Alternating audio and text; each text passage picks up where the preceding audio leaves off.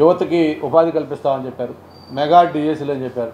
ఇవన్నీ చివరికి చెప్పి ఒక దగా డిఎస్సీని దాదాపు 12,000 13,000 పోస్టులు అని చెప్పి దాంట్లో సగానికి కుదించి 6,000 తోటి ఒక డిఎస్సీ నోటిఫికేషన్ ఇచ్చారు. 5 ఏళ్ళు నువ్వు తీరిగ్గా ఉండి ఎలక్షన్ల ముందు హడావిడిగా ఒక ప్రాపర్ ప్లానింగ్ లేదు, ఒక ఏమీ లేకుండా కేవలం మభ్యపెట్టడం కోసం ఈ డిఎస్సీని ఒక దగా డిఎస్సీని నువ్వు అనౌన్స్ చేసి దాన్ని కూడా ఈ ఎస్జిటి పోస్టులకి బీఈడి అభ్యర్థులు కూడా అనుమతిస్తామని చెప్పాను. అది గతంలోనే మనకి సుప్రీంకోర్టు డైరెక్షన్ ఉంది. దాన్ని కూడా మీరు పక్కన పెట్టి మీరు ఇట్లా అనుమతిస్తామని చెప్పి ఒక గందరగోళం సృష్టించి అందరిని కూడా అయోమయం నెట్టేసే విధంగా ఒక నోటిఫికేషన్ ఇచ్చారు. దాని మీద మళ్ళీ కూడా నిన్న కోర్టు తీర్పిచ్చింది. దీనివన్నీ కూడా అస్పష్టత కూడిన విధానాలు.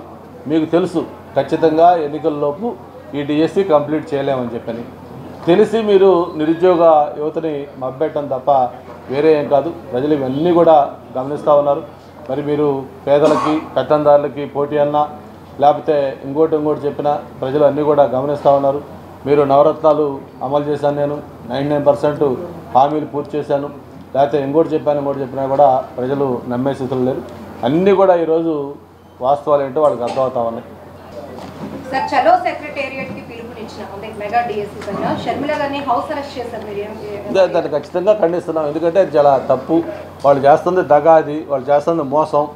జగన్మోహన్ రెడ్డి గారు చెప్పారు 6 నెలల ముందు ఎన్నికలకి ఏ కార్యక్రమం చేపట్టినా కూడా ఇది మోసం గురువు అని చెప్పి ఆయనే చెప్పాడు. మరి ఈరోజు 2 నెలలు కూడా లేదు ఎలక్షన్స్. ఇప్పుడు నువ్వు మెగా డిఎస్సీ చేస్తానని చెప్పి 6,000 పోస్టులు పెట్టి దానికి కూడా ఎస్జిటి టెట్లు ఇవన్నీ సంబంధాలు అక్కడ పెట్టి చివరికి దాన్ని కన్ఫ్యూజన్ చేసి గందరగోళం సృష్టించి ఒక సరైన ప్రణాళిక లేకుండా ఎలక్షన్ ముందు చేస్తే దీన్ని ఎవరు హర్షించరు. షర్మిల గారు చేసింది మంచి పనే. డెఫినెట్గా దీన్ని అందరం ఖండించాల్సిన అవసరం ఉంది. ప్రభుత్వం యొక్క చర్యల్ని వెంటనే వాళ్ళని ఇచ్చేసి నిరుద్యోగులకు న్యాయం జరిగే విధంగా ఒక మంచి ప్రణాళికతోటి ఈ డిఎస్సీ చేయాలి. డిఎస్సీ అనౌన్స్ చేశారే కానీ ఏ ఒక్కరికి నమ్మకం లేదు. ఎందుకంటే ఇక 2 నెలలు ఎలక్షన్లు ఉన్నాయి. ఈ 2 నెలల్లో వీళ్ళు పెట్టేటప్పుడు ఈ కోర్టు వివాదాలు పరిష్కరించి వాళ్ళకి తెలుసు కదా సుప్రీంకోర్టులో ఆల్రెడీ డైరెక్షన్ ఉందని. ఉన్నప్పుడు ఎందుకు ఈ వివాదం సృష్టించాలి మళ్ళీ వాళ్ళు కావాలని? అంటే టైం టేకింగ్. ఎలాగోలో టైం మనం గెయిన్ చేయాలి. ఈ లోపు ఎలక్షన్లు అయిపోతాయి. ఎలక్షన్లు అయిపోతే అప్పుడు ఎట్లా మనం రాంగ్ కదా, అప్పుడు వాళ్ళ పరిస్థితి వస్తుంది పేర్కొన్నారు.